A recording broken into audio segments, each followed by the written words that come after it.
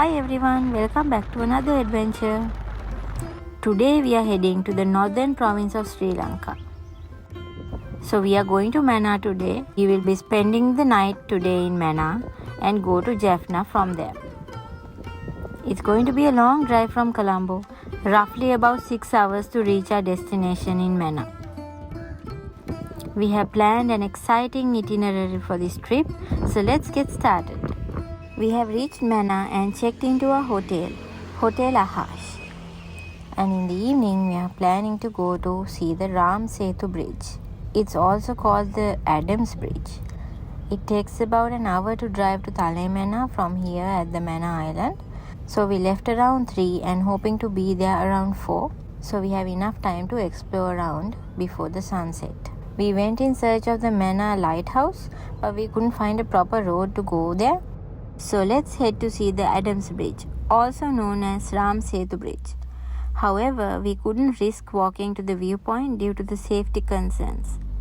Mannar is not the friendliest place and people tend to stare at outsiders, which makes us feel uncomfortable. So we couldn't do anything much yesterday here at Mannar, and now we are going to see the famous baobab tree.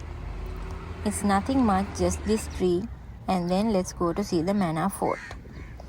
Again, not easy to find the way as there's no proper road or signboard which leads to the fort. We got here somehow. Seems like it has been under construction and stopped midway. And this is what the Mannar fort looks like.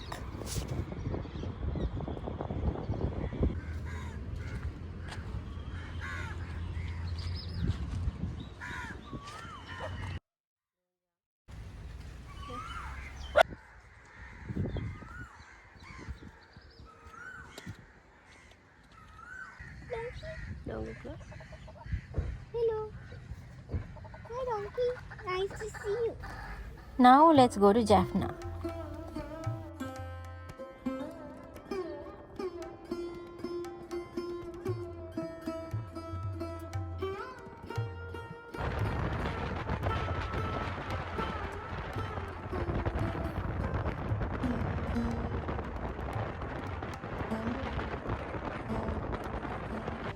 Our first stop was at Rio Ice Cream, a popular ice cream shop in Jaffna. From there we headed to Dambakola Patuna Malima Rest, where we spent the night.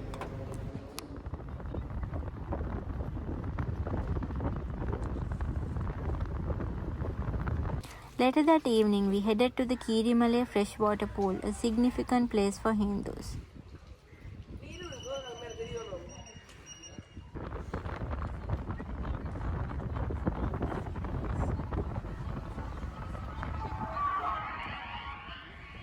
Next, we visited the Sakkotai Cape, which is believed to be the northernmost tip of Sri Lanka.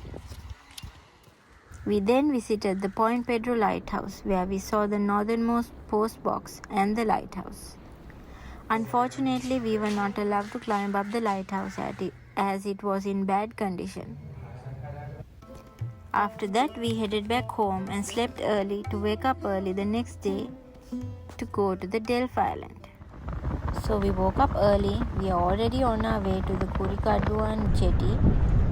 Sun is still rising. We left home around 6:30 am. We need to get to the jetty as early as possible to catch hold of the ferry that goes to Delft Island. Islanders are given priority to the ferry and the rest of the travelers get to go in on a first come first served basis. We got to the jetty in time. Let's now wait for the ferry. Here comes the ferry, and this is going to be our vehicle that will take us to the Delft Island.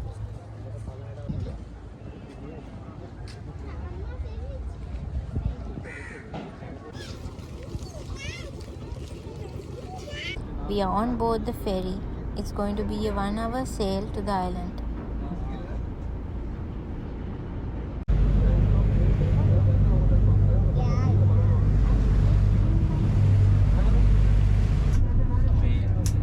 Here we are at the Delft Island. There's a bus from here. You can also hire a cab or a tuk to explore the island.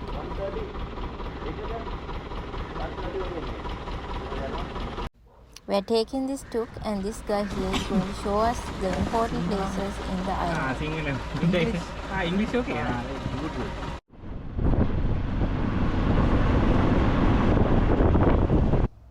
We are at the pigeon's nest.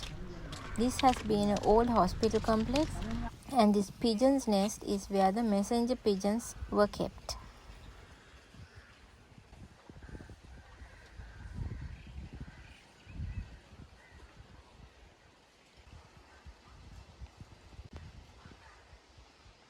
It's really hot, so bring plenty of water, sunscreen and sunglasses, also sun hats.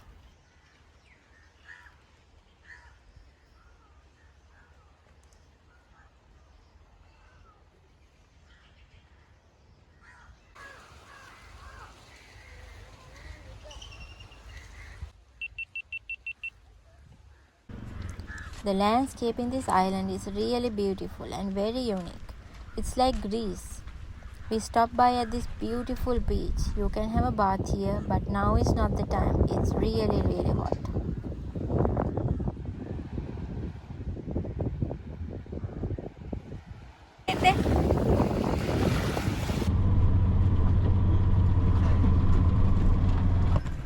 Almost all the walls in this island is made of corals. And now we are at the Delft Island fort.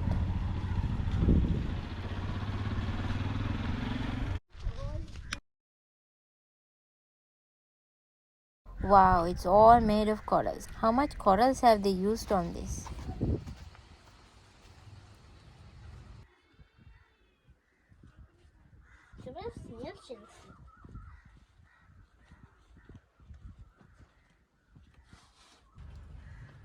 These are the stinky flowers ever. Now we are going to the jungle in the Delft Island to see the famous wild horses.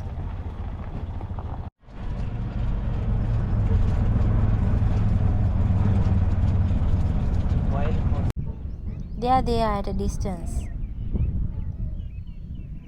This island is well known for these miniature horses.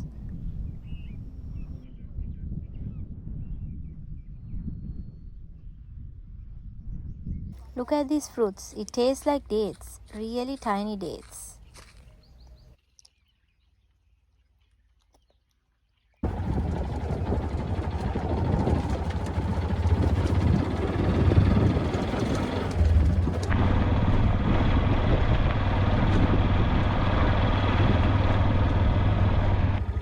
This is the famous growing stone.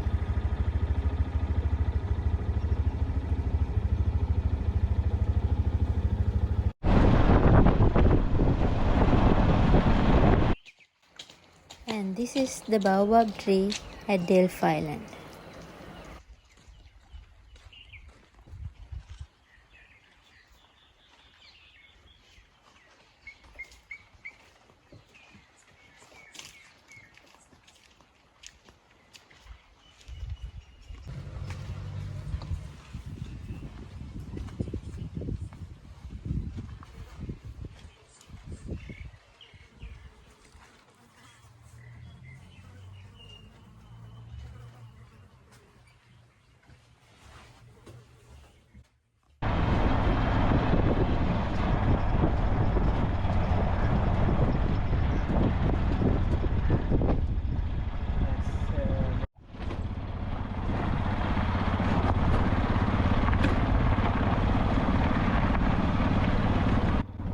Now let's go to see the Princess Tower. So this tower has been used to send smoke signals in ancient times.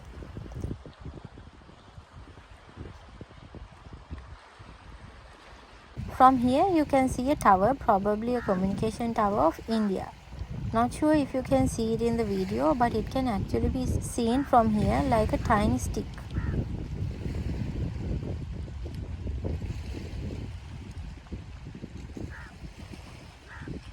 The view of the ocean is really beautiful here.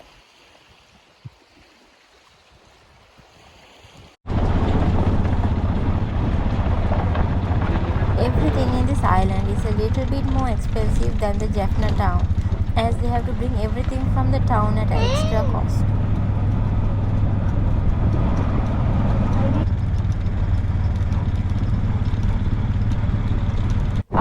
1 hour ride, we are back at the Kurikatwan jetty, and we will take another boat from here to the Nagadipya Buddhist temple, which is on another island. There's a Hindu Kovil as well on this island.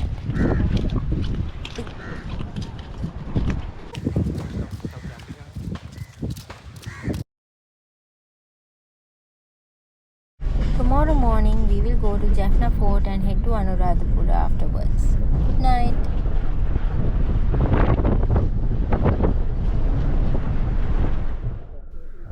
Hey, good morning. We are leaving Jaffna today. But before that we are going to have an ocean swim now.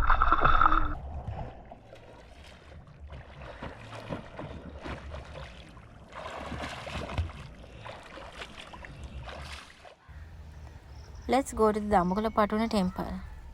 This temple is important to Buddhists as it is believed that this is where Sanghamitta Thera came to Sri Lanka with the Sri Maha Bodhi, and this entire temple explains the story and built to explain the story. So we packed up and we are leaving Patuna.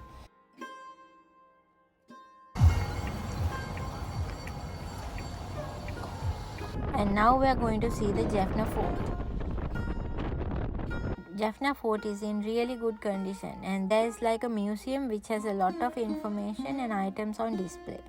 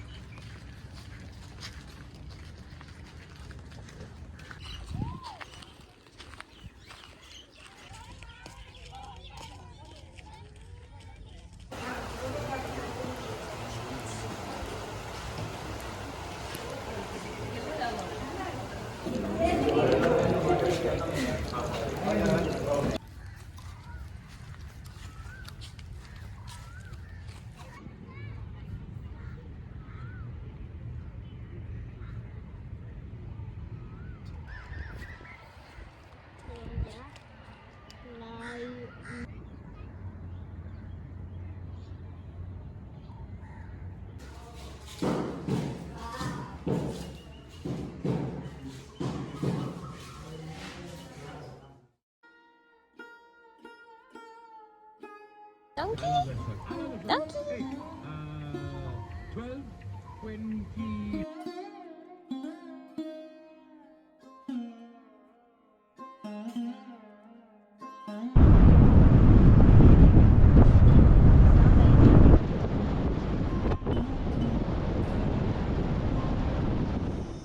We are going to stay here in Anuradhapura tonight and head home tomorrow.